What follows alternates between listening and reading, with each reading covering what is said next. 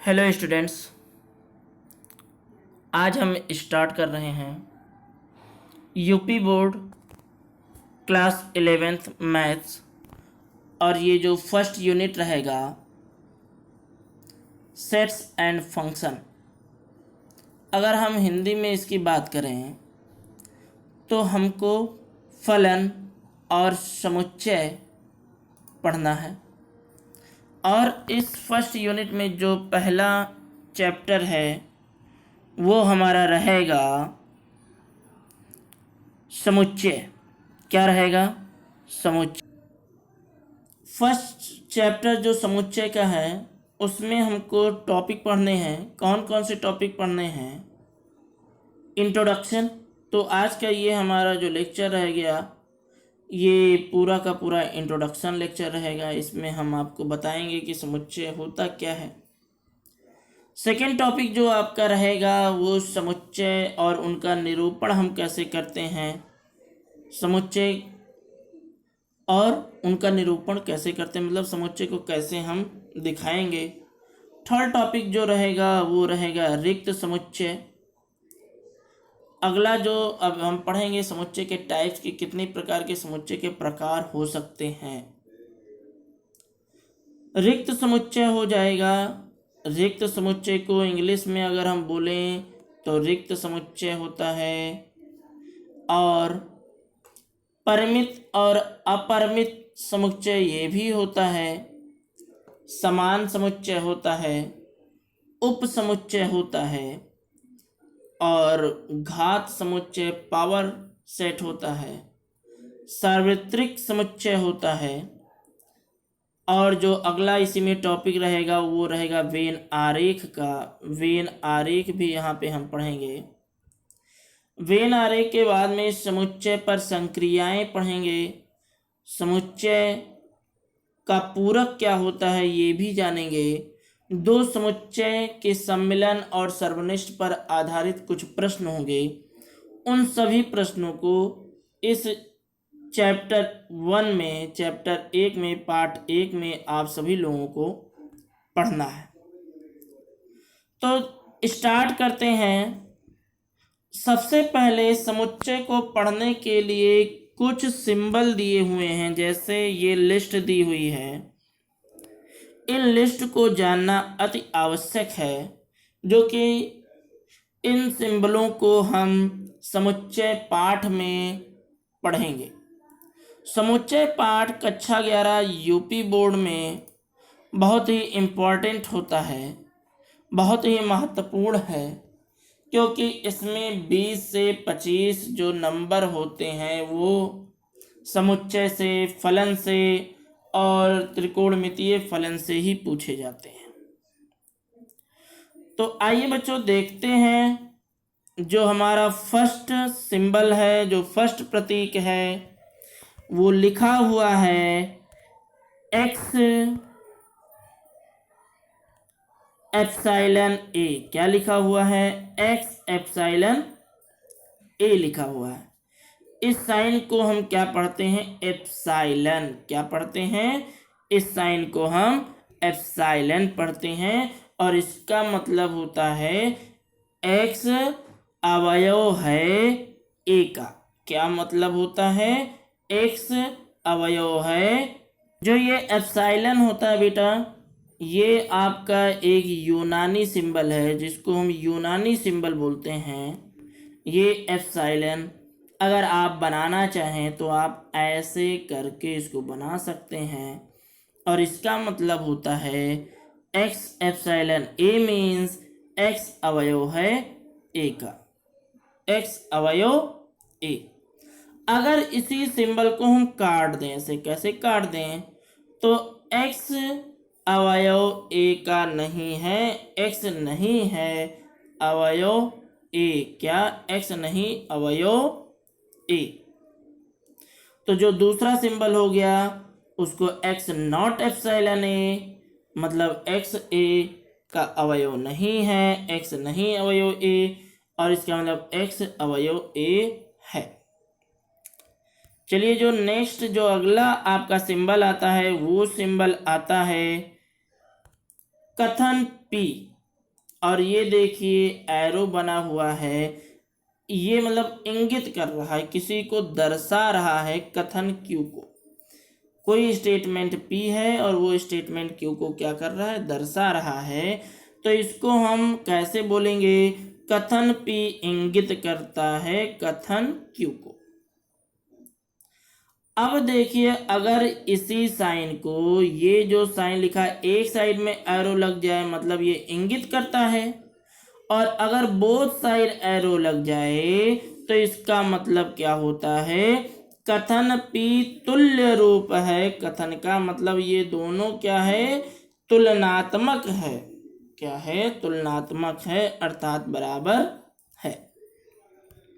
अब देखिए जो अगला आपका सिंबल आ जाता है वो सिंबल ये कॉलन है। क्या है, ऐसे कॉलन। देखिए ध्यान से देखिए, ये क्या है, कॉलन।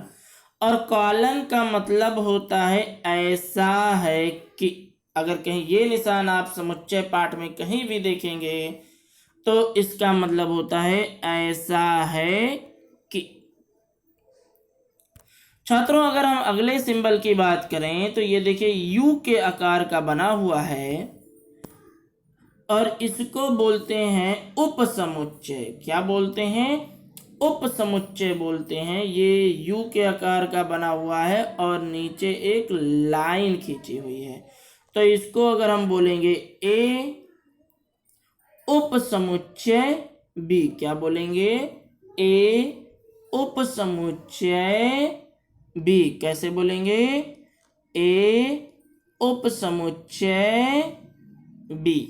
अब देखिए अगर हम इसी यू शेप से जो ये नीचे का लाइन था इसको इरेज कर दें, ये देखिए तो ये हो जाता है ए उचित उपसमुच्चय बी। क्या बोलेंगे, ए है उचित उपसमुच्चय बी। आप लोग अभी आप इस सिंबल को देख लीजिए क्योंकि ये नए सिंबल हैं और इसको जानना अति आवश्यक है, इसीलिए हम आपको इस सिंबल से पहले आपका परिचय करवा रहे हैं।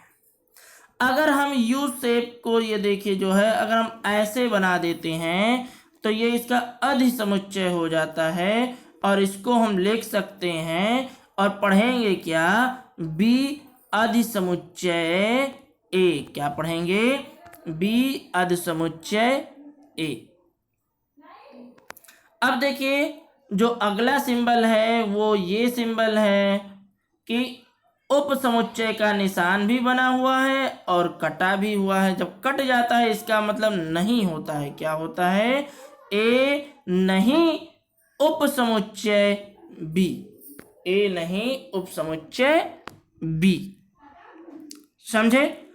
अब देखिए अभी के लिए आप केवल इस सिंबल से आप कि ये सिंबल कैसे होता है और सिंबल से आप परिचय अपना करिए, सिंबल को हम बनाते कैसे हैं और इनके बारे में जैसे जैसे हम पाठ को स्टार्ट करेंगे उसके बारे में एक एक सिंबल के बारे में बड़ी बारीकी से जानकारी प्राप्त करेंगे। अब देखिए जो अगला सिंबल आ गया, ये सिंबल आ गया है जीरो बना हुआ है और ऊपर से ऐसे निशान बना हुआ है और इसको हम बोलते हैं फाई। क्या बोलते हैं, फाई बोलते हैं। और ये फाई क्या होता है, ये ग्रीक अक्षर है और इसको हम बोलते हैं रिक्त समुच्चय। क्या बोलते हैं, रिक्त समुच्चय, एम्प्टी सेट। मतलब इस समुच्चय में कुछ भी नहीं होता है। क्या, इस समुच्चय में कुछ भी नहीं होता है। आगे जो हमारा नेक्स्ट सिंबल है वो है ई। देखिए उल्टा ई बना हुआ है। कैसे बना हुआ है, उल्टा ई बना हुआ है। अब इसको हम क्या कहते हैं, मतलब ये विद्यमान है। क्या है, इस ई का मतलब क्या हो गया कि ये विद्यमान। अब देखिए जो हमारा अगला सिंबल आ जाता है वो सिंबल आ जाता है, ये देखिए वी बना हुआ है और वी कट किया हुआ है। वी कट किया हुआ है और इसका मतलब क्या होता है, इसका मतलब होता है प्रत्येक ए के लिए। क्या होता है, प्रत्येक ए के लिए। अगला समुच्चय देखिए यू बना हुआ है और यू को हम क्या बोलते हैं, यूनियन। और ये होता क्या है, समष्टीय समुच्चय। क्या होता है, समष्टीय समुच्चय। ये सब जो कठिन शब्द हैं इनको हम आगे पढ़ेंगे। और ये जो लिखा हुआ ए यू का निशान बना हुआ है, बी लिखा हुआ है, इसका मतलब होता है ए यूनियन बी, और इसको पढ़ा जाता है ए संग बी, ए संग बी।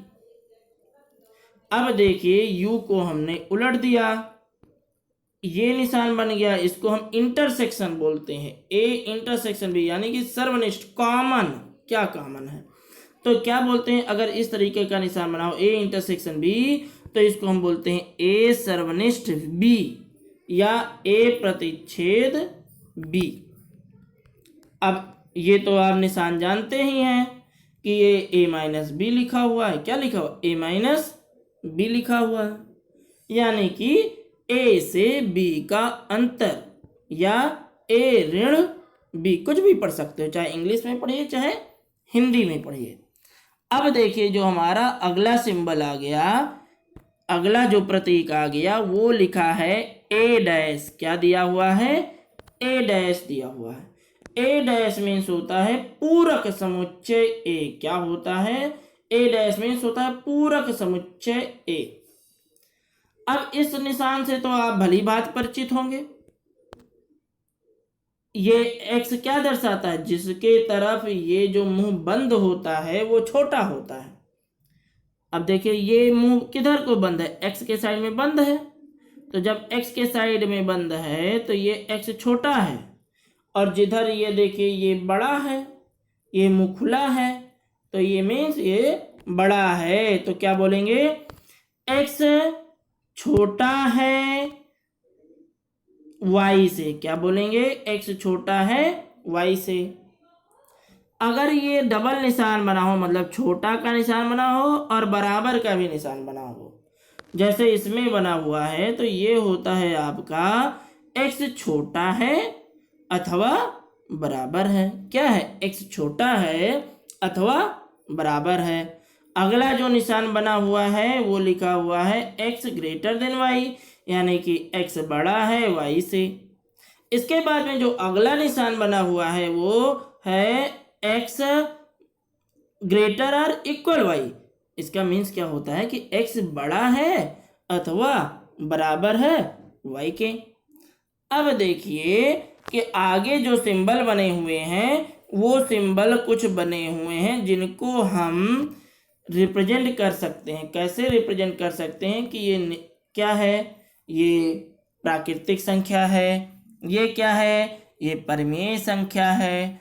संख्याओं को आपने जो कक्षा 9 है और 10 है उसमें बहुत अच्छे से पढ़ा है कि संख्याएं आखिर होती कितनी प्रकार की हैं। तो अब यहाँ पर तो हम संख्या पढ़ेंगे नहीं, यहाँ पर हम संख्या को किस अक्षर से निरूपित करते हैं ये हमको पढ़ना है। अब देखिए जो अगला सिंबल आता है, जैसे हमने लिख दिया एन मीन्स होता क्या है, तो एन को नेचुरल नंबर बोलते हैं। क्या बोलते हैं, एन फॉर नेचुरल नंबर। और नेचुरल की जो हिंदी होती है वो होती है प्राकृतिक संख्याओं का समुच्चय। तो अगर कहीं प्राकृतिक संख्याओं का समुच्चय दिया होगा तो उसको हम डायरेक्ट एन लिख सकते हैं। क्या लिख सकते हैं, एन लिख सकते हैं। अब देखिए अगर ये देखिए ये 3 लेटर बना हुआ है आई प्लस आई और आई माइनस। अब इनको ये भी लिखा जा सकता है, इंटीजर भी लिखा जा सकता है, क्योंकि इंटीजर मीन्स होता है पूर्णांक। तो आई प्लस मीन्स हो गया धन पूर्णांकों का समुच्चय, आई मीन्स हो गया केवल पूर्णांकों का समुच्चय, और आई माइनस मीन्स हो गया ऋण पूर्णांकों का समुच्चय। लेकिन कभी कभी समुच्चय को जो पूर्णांकों के समुच्चय होते हैं उनको जेड से लिख देते हैं। तो हम अगर इसको हम जेड से लिख दें पूर्णांकों का समुच्चय, तो धन पूर्णांकों का समुच्चय क्या हो जाएगा, जेड प्लस हो जाएगा। ऋण समुच्चय का क्या हो जाएगा, जेड माइनस हो जाएगा। हो जाएगा कि नहीं हो जाएगा। तो ये क्या हो गया, धन पूर्णांकों का समुच्चय जेड प्लस, पूर्णांकों का समुच्चय जेड, और ऋण पूर्णांकों का समुच्चय जेड माइनस हो जाएगा। अब देखिए परिमेय संख्याओं का समुच्चय। परिमेय संख्याओं का समुच्चय हम Q से निरूपित करते हैं। किससे निरूपित करते हैं? Q से निरूपित करते हैं। अगर यही धन परिमेय संख्याएं हो जाएगा तो Q प्लस हो जाएगा। क्या हो जाएगा? Q प्लस हो जाएगा। ऋण अगर क्या हो जाएगा? ऋण परिमेय संख्याओं का समुच्चय हो जाए तो ये क्या हो जाएगा आपका? ये आपका हो जाएगा Q माइनस हो जाएगा। क्या हो जाएगा? Q माइनस हो जाएगा। तो धन का Q प्लस और ऋण पूर्णांकों का ऋण जो परिमेय संख्या है उनका क्या हो जाएगा? Q माइनस हो जाएगा। अब देखिए जो लिखा हुआ है R लिखा हुआ है। क्या लिखा हुआ है? R लिखा हुआ है। और R मीन्स होता क्या है? R मीन्स होता है रेशनल नंबर। इसका मतलब क्या हो जाएगा? वास्तविक संख्याओं का समुच्चय। अब R प्लस हो जाएगा तो इसका मतलब हो गया धन वास्तविक संख्याओं का समुच्चय। क्या हो जाएगा? धन वास्तविक संख्याओं का समुच्चय। और जो लिखा हुआ है ये F such that A into B, तो इसको हम क्या लिख सकते हैं कि ये दिखाया गया है प्रतिचित्रण। क्या हो जाएगा? प्रतिचित्रण F कामा A से B, मतलब ये कहाँ तक गया है? A से B तक गया है। तो हमने आज इसमें क्या पढ़ा कि ये जो सिंबल हैं इनको आज आप लोग तैयार कर लीजिएगा और अच्छे से प्रैक्टिस कर लीजिएगा लिख लिख कर कि ये कौन सा सिंबल होता है, ये कौन सा सिंबल होता है, इसके मीनिंग क्या होते हैं, इन सब के बारे में आज आप लोग पढ़ लीजिएगा। अब हम थोड़ा बहुत इसके बारे में जानकारी कर लेते हैं कि आखिर समुच्चय होता क्या है। समुच्चय होता क्या है? देखिए समुच्चय के बारे में अगर हम आप लोगों से बातें करें कि समुच्चय होता क्या है, समुच्चय क्या होता है, तो समुच्चय सिद्धांत यानी कि सेट थ्योरी। क्या? सेट थ्योरी गणित की विभिन्न शाखाओं के अध्ययन में समुच्चय की संकल्पना एवं मूल संकल्पना, इसकी सहायता से संपूर्ण गणित और विशेष रूप से आधुनिक गणित का अभूतपूर्व विकास हुआ है। समुच्चय सिद्धांत का सूत्रपात और विकास 19वीं शताब्दी के अंत में जर्मन गणितज्ञ जॉर्ज कैंटर ने किया था। ईस्वी आप याद रखिएगा 1845 1918। तो समुच्चय बहुत ही जरूरी है, समुच्चय के बारे में जानना। और आपके लिए इतना जरूरी है कि समुच्चय का जो सूत्रपात किया गया था समुच्चय सिद्धांत को जिसने बताया था 19वीं शताब्दी में बताया था। 19वीं शताब्दी के अंत में किसने बताया था? जर्मन गणितज्ञ जॉर्ज कैंटर ने बताया था। और ईस्वी जरूर याद कर लीजिएगा 1845 में पैदा हुए थे, 1918 में इनका देहांत हो गया था। अब इन्होंने समुच्चय के बारे में क्या बताया, इसका कॉन्सेप्ट क्या क्या है। जैसे किसी चीज का सेट बनाना। आप कहीं भी जाते हो, स्कूल में जाते हो, लाइब्रेरी में जाते हो, दुकान पर जाते हो, किसी भी दुकान पर जाते हो तो वहां पे सेट बना होता है। कहते हैं ना उस सेट में वो सामान रखा हुआ है, आप ले आइए। अब जैसे देखिए टी सेट। क्या?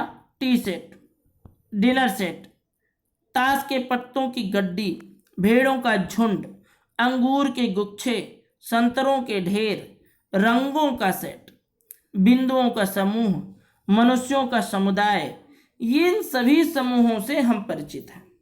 और ये ग्रुप ही होता है। समुच्चय क्या होता है? एक समूह ही होता है। यद्यपि यहाँ पर हमने इन समूहों को प्रकट करने के लिए गड्डी, झुंड, गुच्छे, ढेर, सेट, समूह, समुदाय, संग्रह जैसे विभिन्न शब्दों का प्रयोग किया है, किंतु गणित में सुविधा के लिए इन शब्दों के स्थान पर एक शब्द दे दिया गया और उस शब्द का क्या नाम हो गया? उस शब्द का नाम हो गया समुच्चय। क्या हो गया? समुच्चय। किसी भी ग्रुप को हमने क्या नाम दे दिया? समुच्चय नाम दे दिया। क्या नाम दे दिया? समुच्चय का नाम दे दिया। अब अगर हम आगे बात करें कि समुच्चय क्या होता है, समुच्चय की डिफिनेशन अगर हम पूछें, समुच्चय की परिभाषा बताइए, ऐसी वस्तुओं या पदों के संग्रह को समुच्चय कहते हैं जिसमें कोई विशेष गुण या लक्षण हो। क्या हो? विशेष गुण या लक्षण। अब देखिए एक बहुत ही फेमस इसकी जो डिफिनेशन है, जो परिभाषा है वो है क्या? वस्तुओं के सुपरिभाषित समूह को या संग्रह को समुच्चय कहते हैं। क्या? A group of well defined set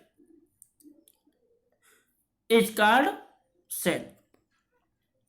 तो वस्तुओं के सुपरिभाषित समूह या संग्रह को क्या कहते हैं? समुच्चय कहते हैं। कोई वस्तु या पद तभी और केवल तभी उस समुच्चय का सदस्य कहलाता है जब उसमें उस वस्तु का विशेष गुण हो। हमने बताया कि किताबों का समुच्चय मतलब कि उस ग्रुप में केवल किताब ही होगा, उसमें कोई दूसरी वस्तु नहीं आ सकती है।